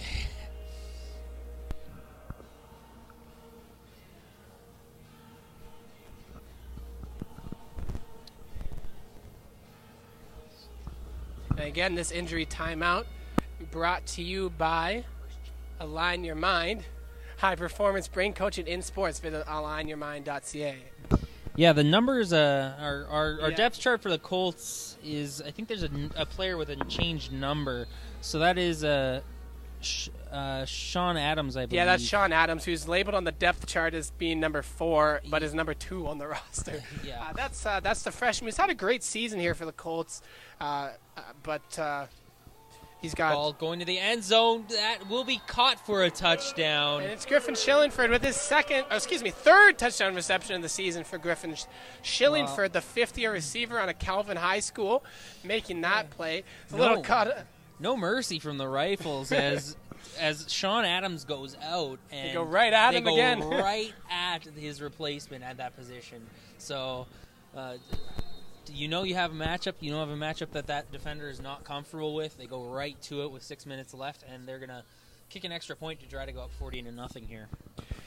Griffin Schillingford obviously chomping at the bit to get into this game. He did not start today, so making the most of his opportunities here in the 4th as that convert attempt is blocked. So that'll keep the score at 39-0 here for the Winnipeg Rifles with 6:16 here to go in the 4th quarter. Looks like Sean Adams wants to stay in this game. You can see that right hand getting worked on. Might have just jammed a finger maybe when he landed. Yeah, perhaps. Based on where the positioning of the ball was, they're both fighting for it. It's a possibility. I don't really know if with 6 minutes left to go if it's worth that or not. But when you're a player, you never want to come out of the game, especially with injuries like that. I mean, I know personally I've played with broken pinkies, broken thumbs, and you kind of just the adrenaline when it gets to you at some points. You're like, you know what? I'm just gonna try and make do with what I can. But it looks like his day. Well, we'll see. We'll monitor Sean Adams here on the Colts sideline here closest to us. So the blocked extra point means it's 39-0 for the Rifles. Score update brought to you by the Days Inn. Stay at the Days Inn in Winkler. Again, the only hotel in the Pembina Valley with a water slide. So your kids will love it. That is for sure. Squib kick here, picked up. Return by the Colts, and again, not much there on that return. Another late flag. Oh, boy. Seems like almost every kickoff or punt has yielded some sort of flag in this contest. It's Chicken Yura, I think, again, involved in it. I think he's the victim this time. He was on the ground late, it looked like, so. Give it, you get it a little bit, I guess. Oh, no, it's getting marched back for the Colts. This is going to be... Oh, that's his Chicken Yura with another.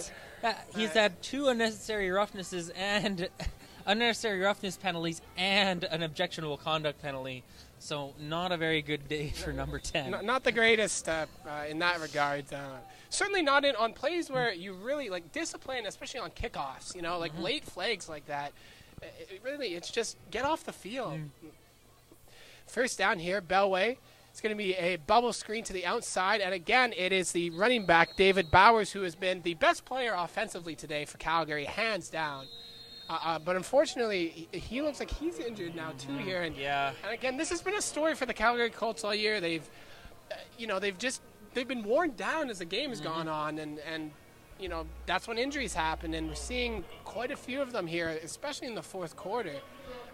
We really hope that David Bowers is okay here. He's been, like we said, just an awkward tackle, a little bit up high as he's running in traffic, and just might have caught a forearm up high. And looks like he might have been hitting like the hip or something like that. Maybe shots. It's like a bruise or a stinger or something like that. Looks like he was like holding the side of his hip, so he looks like he's okay. Yeah, he's motioning to the sidelines. I think that he's fine. Nonetheless, he'll have to come out for the next 3 plays. Mikey Pang will assume duties in the backfield for the Colts here. In a second and long situation, Bellway back to pass. Another strong pass rush by the Rifles. Bellway gets away from 2 defenders, not the third. And that is going to set up a third down situation again for Calgary. And again, great penetration there by that front 7 for the Rifles. Bowers, who is right now, looks like he's just stretching it out right now. He's been not only the best player for the Colts running, he's probably been their best receiver on the day as well. Not only out of the backfield, we've seen him line up in the slot a couple times as well and catch some passes. So Bowers definitely stirring the drink for what little offense the Colts have had. It's been all him pretty much. Definitely. The deep ball has not been a factor today for the Colts, so certainly have been relying on their workhorse back in this contest, and he's definitely had a tremendous game for Calgary. As Takahashi here, back to punt. That one nearly blocked. Picked up. Fielded, going to go to the opposite side. There was a little bit of room to the outside, but that was immediately shut down as Luke McMillan stuffed at the 50 of the Colts. And that's where the Rifles will take over with 4:47 here to go in the fourth quarter. And just like to remind anybody listening that the next home game for the Winnipeg Rifles is Sunday, October 7th at 1 o'clock. Again, here at Investors Group Field versus the Regina Thunder. So, again, get your tickets at Ticketmaster.ca. That game next weekend, and that's a humongous game for third place in the standings, Cassie. So, fans, if you're able to come out, please do show some support for the Winnipeg Rifles. Handoff here, and that looks to be Austin Klein taking the carry. As Kyle Logan does now come into the game for the Winnipeg Rifles with 4.5 minutes left. No need really for Riley Noyox to risk injury here, especially because he has been injured once this year already, a knee injury. So get Kyle Logan some reps. He's bringing a significant amount of backups here now, it looks like the Rifles are. Second and about 5 to go here. Under center is Logan. And again, that's going to be a handoff to Klein. And he's going to get a first down, but there is a flag on the play. It should be holding based on the location of that flag.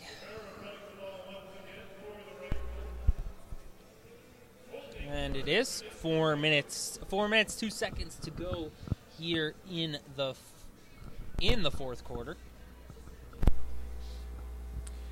Again, just give it a quick shout out again to some more of the Rifles' major sponsors: Centennial Wire, C&T Rentals, Beaver Bus Lines, Pratt's, Ladco, Lawson Consulting, Vipond, and Old Dutch.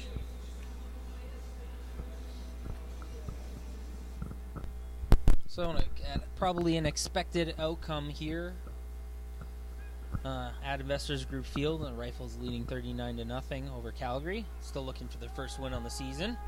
As Logan back to pass here, he's going to go deep. That's off the helmet of the Calgary Colts defensive back. I don't know how that wasn't pass interference, but I mean it's 39-0. I don't know if it really makes that much of a factor. That was a unique play coming off the helmet of the defender, who was not facing anywhere near the play whatsoever. You could see the back of his numbers from up here, but nonetheless, it's going to be a third down for the Rifles. And they'll punt the ball here.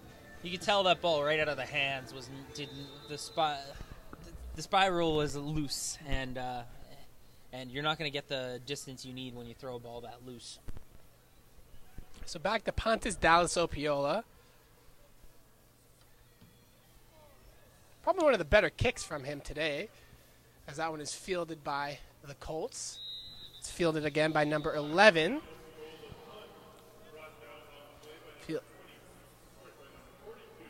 Again, it was Pye with that return for Calgary. As Calgary will field it at the 28 here. Surprised to see Pye with the returning kicks, playing on offense. We really haven't seen him much used in this offense. Usually when you have your kick returner, you want to get him involved. But nice to see Bowers running out back onto the field, though. Well, interesting. Pye's labeled as the backup quarterback on the not on the depth chart, but on their roster, he's labeled as a quarterback. So I wonder if it was a decision to sort of. Oh, looks like maybe Pye's getting Speaking of that thought Belway. process, Pye looks like he'll be getting some reps here at QB. And I brought it up earlier. You have to wonder how long Cole Belway would stay in this game for Calgary with the score the way it is, and also on his performance. I mean, probably not a bad idea to let one of your other QBs get some reps, get some experience in here. As the Rifles are bringing in a significant amount of their backups as well. Obviously, we're at that time of the game where it doesn't make sense to keep your starters in this contest. Well, like I said, you saw David Bowers run back into the huddle after taking a stinger, looked to be to the hip area. So again, injury update brought to you by Align Your Mind, high performance brain coaching in sports. Visit alignyourmind.ca.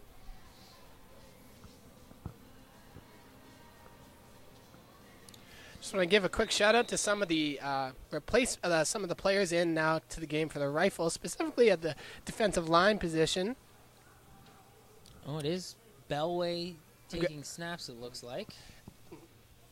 Daniel Kabongo into the game on D-line, and in on that tackle for the Rifles. As you mentioned, Belway will stay in the game. Again, interesting decision there, but I guess ride it out with your number one guy. We have another offsides call. I'm not sure, didn't quite catch. It is on the Rifles, so maybe the backup defensive ends getting a little jumpy, wanted to get back into the play. And that'll be one of the Rifles, that's Tristan Francis, defensive lineman, getting into action here. Mature Cow, we haven't seen him all game, so I guess they're just giving him a rest for today. He's being pushed for the conference lead in sacks by the 3 that Noah Wilson had today. Cow's still leading the conference with 4.5 coming into this weekend's games. As Belway back in shotgun, hands it off again to his workhorse running back, David Bowers, but not much there on 1st and 5. 2:36 to go here now in the fourth quarter. 39-0 here, the score for the Winnipeg Rifles, who have had an exceptional day from their defense. Pretty much it. The offense might not have even needed to show up today, really. Almost like the Bomber game against the Edmonton Eskimos. It's just been that kind of day for both, for the Rifles defense and the Colts offense. As Belway in the shotgun formation, he's going to scramble outside. He's going to go deep now, and that one is incomplete, but there's going to be pass interference called on that one. I believe it's Ricard who's going to get called there. And doesn't look too pleased with the call, as that ball didn't look catchable, to be perfectly honest with you, but it seemed like he didn't even need to put his hands on the player, but he did. I'm not sure. Maybe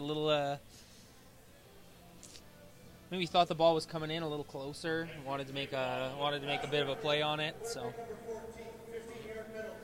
excuse me, that was not Andrew Ricard. That was in fact number 14 for the Rifles, Andrew Sainavong, into this game as the Rifles continue to employ their backups in this contest. 15-yard penalty for the pass interference moves the Colts up to their own 48-yard line. Belway in a shotgun here. Handoff there is to number 30. That was Levi Takahashi, the linebacker, and slash kicker, punter, yeah. taking the handoff that time. So I guess work with what you got here. I'm sure maybe Bowers with that stinger, limiting his carries a little bit here in this game.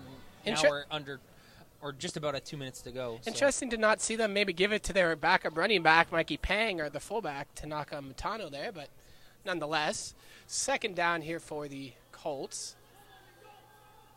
That pass is complete, and that's a first down.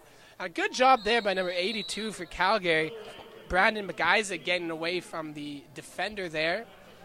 Yeah, I feel bad for Mutano, or Mutako. The fullback for Calgary. He's been targeted a couple times on fullbacks, and everyone loves to see the fullback get the ball, but it's just been a little bit off target, not really able to get the ball in his hands. So, sure, he's itching probably to get a play. His name on the stat sheet here as Takahashi takes it again outside, and nothing doing there. Great contained by that Rifles defense. So let's talk a little bit about next week's Gamecast. Let's look ahead to the Winnipeg Rifles and the Regina Thunder. We've seen these teams play each other once already this season. Regina coming out on top with a 29-21 victory in a game where Winnipeg turned the ball over 6 times. So that's, I think, going to be the key factor for them going into this contest, is if they can match that. The Regina is well known for their passing attack. They've got, I would say, the best passing attack in the league. So that's something to keep in mind. Speaking of passing, that one is intercepted by Scott Brackle, a rookie out of Dakota High School. Was part of that stud set of defensive backs that Dakota had last year. Scott Brackle, Andreas Castellanos, Nick Conway, a couple of the names. Made it all the way to the Anavets Bowl last year. That's the first career interception for Brackle. So shout out to him. There's even the backups getting involved here for the Rifles. As back to my previous thought there in terms of the Regina Thunder game. Regina, the best passing offense in the league, and we've seen that the Rifles defense can make plays. It's more so, I think, going to come down to what the Rifles can do on offense. Yeah, and you've seen. I think it's no secret what the Rifles try to do on offense, and we're seeing it right here. They're going to hand it off to one of their 3 backs, and they're gonna start trying to establishing the run, and you're gonna see a matchup between these the passing defense of the Rifles and against the attack of Regina, and on the other side of the ball, you're going to see if Regina can stop the running game for the Rifles. So I think it's going to be. I think both teams will be looking to this game expecting to win.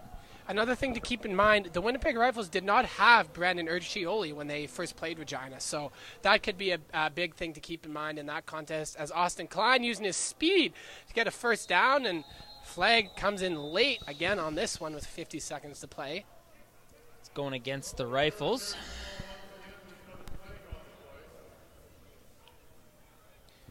One thing that Jordy Wilson probably won't be happy about in terms of this contest is the amount of penalties his team has taken in this contest. Both teams. It's been a flag fest, especially here in the second half, and just don't commit penalties, man. Especially those after the play type stuff. You know, the 3 penalties. I hate to really throw Tashinga Chukwunyara under the bus here, but those 3 plays after the fact, the unnecessary roughness or objectionable contact, that's stuff that doesn't need to happen, and can definitely have an effect on the game. As Austin Klein takes that one up the middle, not much there. Good job by that Calgary Colts defensive line getting in there to stop that one. 46 seconds to go, and that was a 2nd and 15 run right up the middle. So really sort of says something about the mindset of the Rifles offense. Less than a minute to go in this game, obviously. If you're the Calgary Colts, talk about this is Tim Kerr, first-year head coach for Calgary, an accomplished player in the CFL. He was also the head coach of the West Shore Rebels in the BCFC in 2013. So he has experience in this league, has experience as a proven playmaker. But it's tough to come in as a first-year head coach with a young roster, and this is a very, very young Calgary Colts roster. Definitely the youngest roster in the league. Well, the Edmonton Wildcats very young as well, but Calgary certainly starting a number of freshmen. And definitely this is a learning experience for this team. This whole season has, but obviously there are some bright points. You've gotten some production from Bowers this season. You've got some great defensive backs who've made some plays. So there are some things to be optimistic about, but it's just a matter of negating penalties and just being disciplined, and sometimes that can be a factor when you've got a younger roster and a younger team. I think looking at today's game, I think you have to be, even though you've given up 39 points, you have to be pretty happy with how your defense is played. Really, it's about keeping them a little bit more rested and getting some consistent, not even points on offense. It's about getting out there on offense and making some long drives and letting your defense rest, and instead of having them get run over constantly play after play. As a bit of a rugby-style kick that's here. Not the first time we've seen Opiola just run and kick it. He almost prefers to do that, it seems. And that one will safely be rolled down with the ball in the air to protect anybody from potentially getting their noggin knocked on that one. He had to run around the goalpost. That was kind of a unique play there. It was almost a 13th man on the field there via the goalpost for the Colts. So 25 seconds left here for the Colts. We have Bellway coming out, and I guess the Colts are just looking to get on the board here. Yeah, hoping to, again, it's a team with just 17 offensive points all year. Doesn't hurt for the morale to score late. We'll see if they can get into the end zone here. 25 seconds to play. Bellway in the shotgun formation, quads to the far side of the field. And again, it's over that. This is going to be a double pass. Over the head and wide open. I don't think anybody from the Rifles really realized that was a fake. Great play call. Well done. Tremendous job there. As you read that from the beginning there, Casty. That was Dylan Pye with the touchdown passes. I thought it was going to be a screen, and then he hucked it there. Great play call.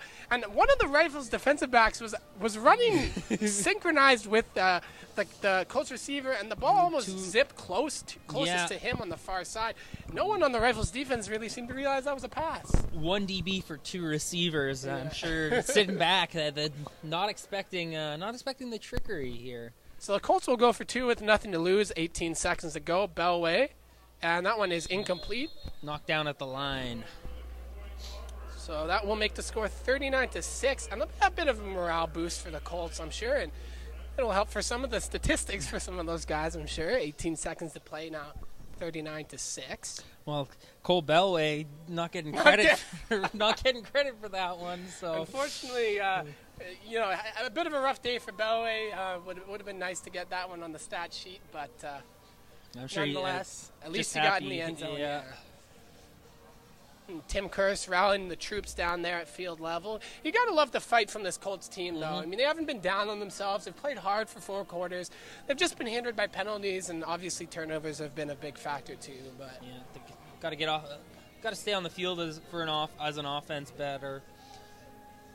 But there's some position groups that with some potential, I think, here, especially on defense. I think if you can. Obviously, Bellway, if you're going to have a year under his belt next year, a little bit more experience, you're going to have, maybe you can go out and find a couple more skill position guys, and all of a sudden this defense, if they're playing 15 minutes less a game, then I think they're a lot better than they show here. Certainly. And, yeah, absolutely. They've got a year to figure it out and get better, and still a few more games left this season as Keenan Onabuchi tries to cut it outside. There's going to be another penalty here. Another huge block. There's flags all over the place here. Keenan Onabuchi just ran cumulatively probably 50 yards. Oh, my gosh. To negate, but it's all going to get negated for the second time. It's going to end the game, too. That took 15 seconds off the game. What a finish. That's quite the way to end a contest.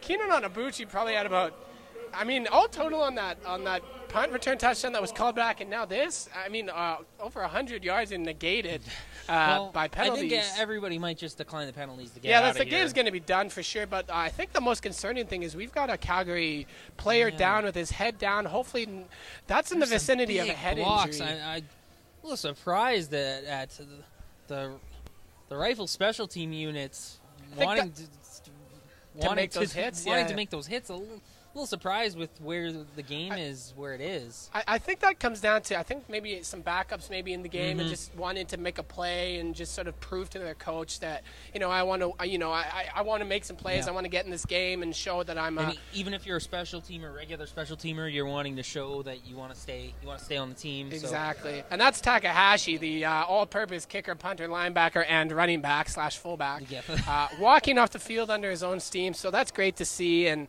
that, I think, is going to – we've got the offense coming out here for the Rifles. I would figure that would just do it. But you can't end the game on a penalty, so we'll come in and probably have them take a knee here to finish this game off.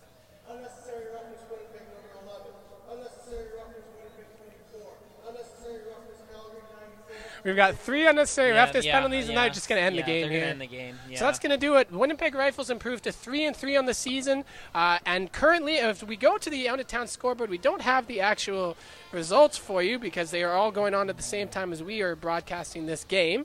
But we do have 2 other games going on. The one that personally Cassie and I will be paying more attention to is the Wildcats versus the Regina Thunder, because those 2 teams are also 2-3. So the winner of that game will be tied with the Winnipeg Rifles for 3rd place in the conference. And as we mentioned earlier, the Winnipeg Rifles will host the Regina Thunder next Sunday, or this Sunday coming up, 1 p.m. at Investors Group Field, in a battle for what will likely be a battle for 3rd place if you look at the way the season has gone so far this year. Edmonton's 2 wins have come against Calgary. In this contest of Cassie, we're just going to turn around here. Yeah. Oh, yeah. And, so looking ahead to next week, we've got the Regina Thunder in town. It's likely going to be a battle for 3rd place as the Edmonton Wildcats, only 2 wins this year, have come against the Calgary Colts. So we've primed that one up a little bit during the broadcast already, but it really is going to come down to, I think, the ground game for the Rifles against the defense of the Regina Thunder to see who comes out on top. Yeah, and the Rifles, they don't bust out too many big runs, but man, oh man, do they get those 5 to 6 yard runs on a very consistent basis. I think that speaks more to the running backs. The running backs' ability to, when they're first hit, maybe behind the line of scrimmage or 2 yards into a play, they're able to push forward and turn a 2-yard run into a 6-yard run, and that's a big difference. 2nd and 8 is a big difference between and 2nd and 4. Definitely. Absolutely. I mean, Winnipeg 6 turnovers the last time they played Regina. They're definitely going to have to negate that if they're going to have a successful performance this coming Sunday. Looking forward to that. Just quickly recapping this game. Best defensive performance all year for the Rifles, hands down.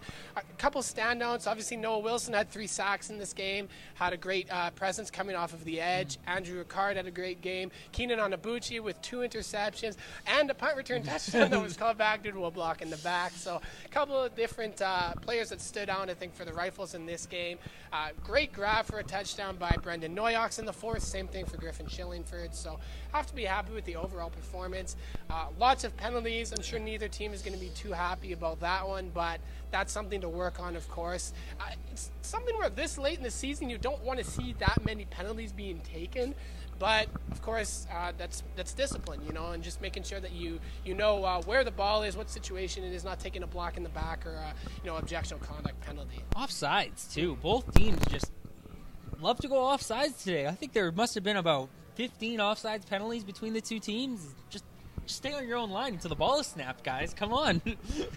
Certainly, yeah. Just getting giddy. You want to make a play, and unfortunately just haven't. I think that might have been a function of you had some backups coming in for the Rifles a little bit later in the game, really antsy, wanting to make an impression on this coaching staff.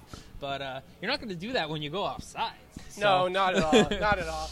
Well, again, great contest here this afternoon between the Winnipeg Rifles and the Calgary Colts. Winnipeg Rifles win 39-6 here in Investors Group Field to advance to 3-3 on the season. With the loss, Calgary falls to 0-6. I'm Mike. This has been Cassie. Thank you so very much for tuning in. We will be back at you next week for the Winnipeg Rifles and the Regina Thunder, so stay tuned for that.